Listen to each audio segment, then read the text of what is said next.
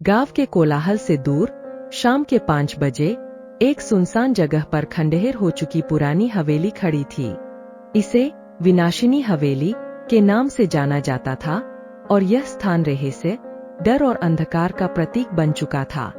स्थानीय बुजुर्गों के अनुसार इस हवेली में रात के समय एक औरत की चीखें सुनाई देती थीं, जिसने अज्ञात परिस्थितियों में अपनी जान दी थी। लोग कहते थे कि इस हवेली में जाने वाला वापस नहीं लौटता, और यही बात 4 दोस्तों के मन में जिज्ञासा और साहस का संचार कर गई। अजय, विकास, रोहित और सौरभ ने तय किया कि वे इस रहस्य के पर्दाफाश के लिए हवेली में रात बिताएंगे। अजय अपने आत्मविश्वास से बोला, ये सब बस अफवाहें हैं, भूत कुछ नहीं होता। लेकिन विकास की आंखों में डर था, जो उस जगह की भयानक कहानियों से भरा हुआ था। अंत में सौरभ ने मोमबत्ती जलाई और कहा, अगर हम यहीं रुक गए और कुछ नहीं हुआ तो सब कुछ साफ होगा।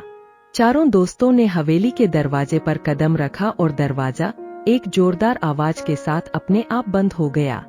पल भर में सबने एक दूसरे की तरफ देखा। आंखों में चिंता और साहस एक अजीब मेलजोल बना। हवेली के अंदर घुसते ही उन्हें अजीब सी सड़ांध का सामना करना पड़ा। फर्श पर धूल और दीवारों पर खून जैसे धब्बे ने डर को और गहरा किया। सभी ने एक कमरे में जाकर बैठने का फैसला किया, लेकिन अंधकार की चादर में लिपटी उस रात ने सदमे की स्थिति पैदा कर दी। रात के 1 बजे मोमबत्ती अचानक बुझ गई और कमरे में घना अंधेरा छा गया। तभी पास के कमरे से एक लड़की के रोने की आवाज आई, जिसने सबको सन्न कर दिया।